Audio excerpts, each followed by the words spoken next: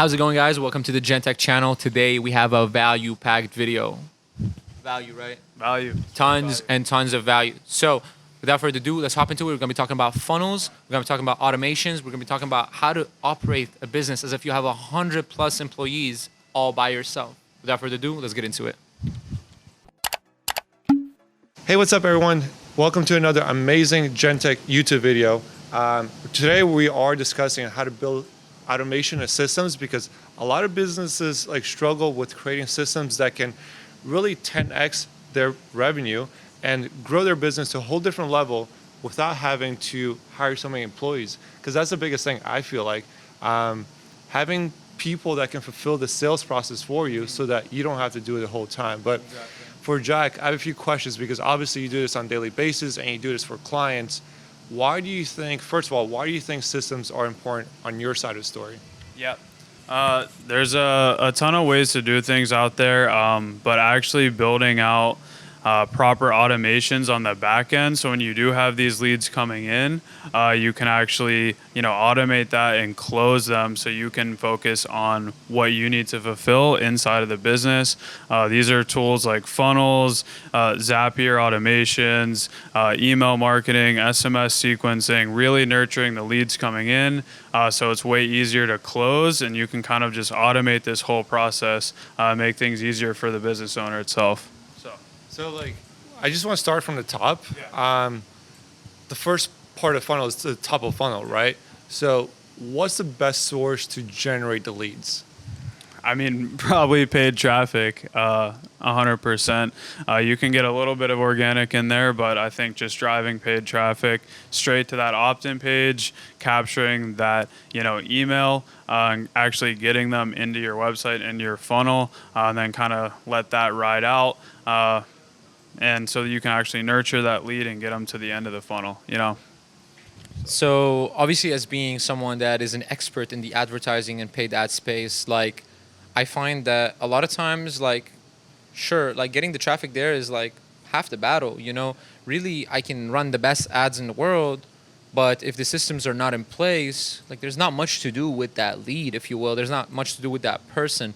So obviously, there's many ways to set up funnels. What do you find the best way to set up a funnel is that has the highest chance of succeeding on to the general public, if you will? Yeah, no, it's a good question. And I was just talking about this on a client call earlier today. But I think if you're selling something that's more high ticket, you want to have more friction, meaning that it's harder to get to the end of that sales process where they actually get on a call. Now, if it's something where you're selling a $10 info product, you want to have less friction so that they can kind of see everything up front and just purchase the product right away. But that's kind of what I feel like is the best way. Obviously, you have the opt-in page, capturing emails, but yeah. No, definitely. And it's so funny that you mentioned friction, because me and Amel, we talk about that a lot as well.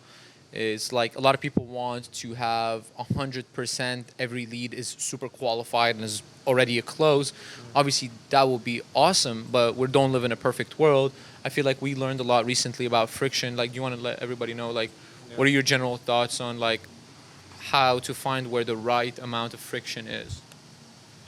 So my biggest thing with a new business, obviously everyone wants the highest quality of leads, right? You want to hop on a call and pretty much close them, but are you pushing off potential clients? Because that's my thing as well. Especially if you're starting off, you don't want to lose out on any lead, because you have the time initially. So run through all the leads. If, for example, if the friction is from 0 to 100%, I would say run your initial friction at 50% and then keep on creating more friction as you start going through the sales funnel and start kind of closing clients. You get more money. You don't want to waste time on low quality leads, and then you improve your friction over that process. So I think initially starting off, don't have too much friction, because initially I know that we literally used to send them to a book appointment right away. Yeah. Add, book appointment. Yeah. Now we have about 4 steps that they go through, because obviously we want to Of course. structure it. But I know that we were talking about something as well earlier today that I want to kind of mention.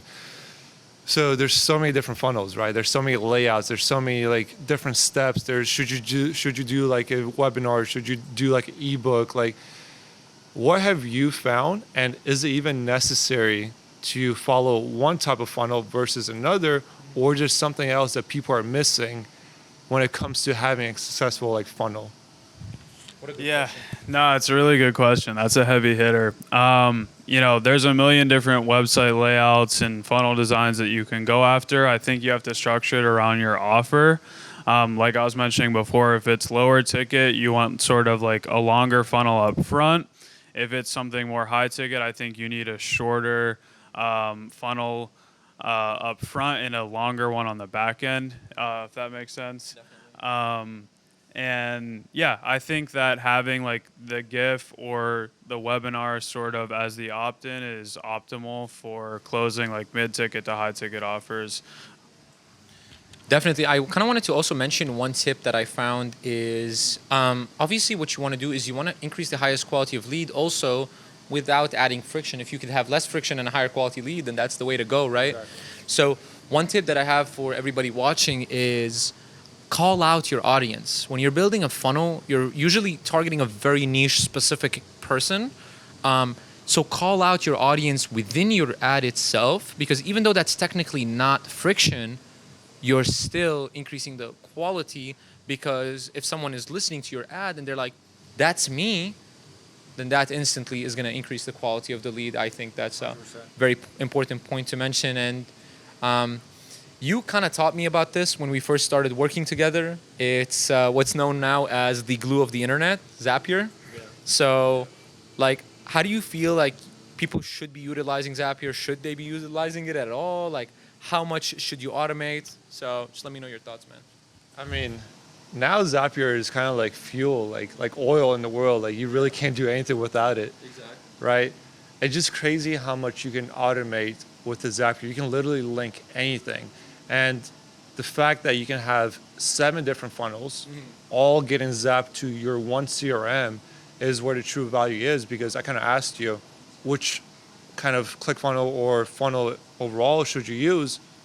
You should use all of them, right? We have 6 of them, but they all get pushed into our CRM, right? So, I mean, you manage Zapiers a little more than even like I do, but you see, even with our clients, just the small fact of when a lead comes in and us being able to use a Zap to send a text message to that lead, letting know that the client will call them, it just increases the conversion rate a lot more.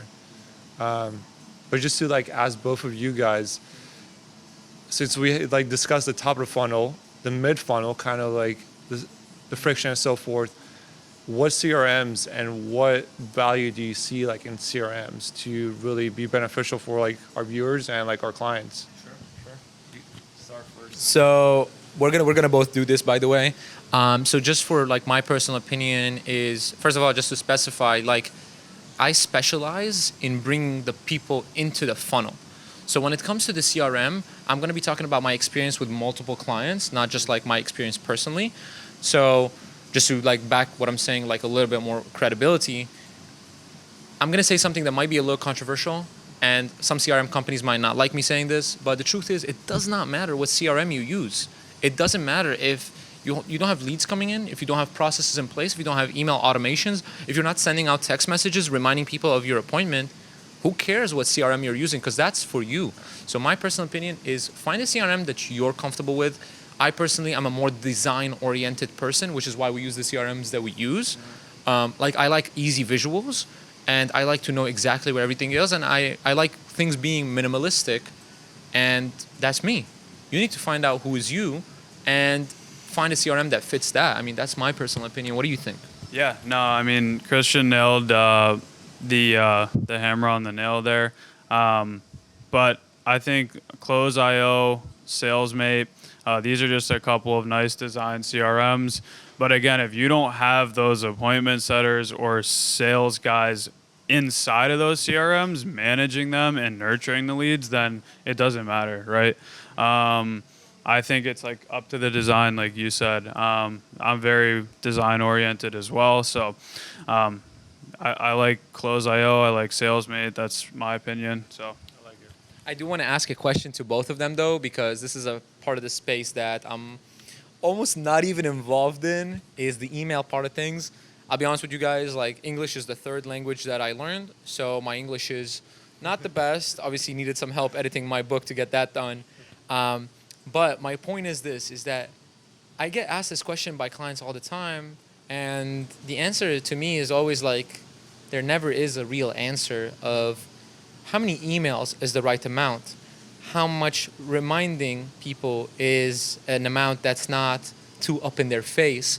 So when it comes to the email side, there's two emails, obviously, nurturing a lead that hasn't booked an appointment and informing a lead that has booked an appointment that their appointment is at X amount of time. So what do you guys think is the right amount, or is there even a right amount in the first place? So great question. Because there is like a lot of kind of debate around this, because you don't want to be too pushy, but then obviously you have to gain their interest. So my thing is, I have a reel on this, and it's the fact that the world is so noisy that there's so many emails, there's so many videos, there's so many things that people are doing to reach out the same person. How do you stand out, right? Yeah. And you literally need to be on top of the inbox, on top of IG, on top of Facebook as soon as someone logs in. How do you do that? By consistently sending emails. Yeah. So honestly, like, I don't think you can ever burn a lead from emails. You can if you're being annoying, but if you're providing value, you can send out 1,000 emails. I'm still adding emails to our CRM, which I've been adding for the last 3 years, right? Because it's just new topping points. So the more emails you can create, the better. So that's my answer to that. Like, don't be afraid to push as many emails as you can. And even, for example, like our cold email outreach, there's about 50 emails there. And as soon as they opt in, there's another 50 emails, right? My plan is to get to 1,000 emails. Let's do it. What are your thoughts? Especially for someone that's a beginner that maybe doesn't have any automation in place, someone that's just starting out, what would you think? Yeah, that's what I was gonna say. For beginners out there, it's very easy to set up like a 7-day automated sequence for when that lead comes in, that you're reminding them that, hey, check out my free training video, book a call, et cetera, et cetera. I think for like mid-level people, you should at least have a 30-day sequence for a new lead, which is good. And yeah, I mean, the more the merrier, that's for sure. I think just touching on emails, having a good subject line as far as just even putting like an emoji in there, it kind of catches your attention in the inbox. If you put that warning symbol or something, like don't open this email, like stuff like that, I think can really grab people's attention, inside of your cold emails or your sequence. So The part that I find to be the best is we're talking about all these actions, like 30 emails, like emails before a meeting, 7 hours before a meeting, 10 hours before a meeting, 24 hours before a meeting. That's so much work to do. And that's why it goes back to the point of like, it's physically impossible for a human being to actually do all these things, which is why it goes back to Zapier. So that's why I feel like when building a funnel out for somebody, it is so much work, because not only is there the design to create, which is an important part because people don't like to click on bad visuals nowadays.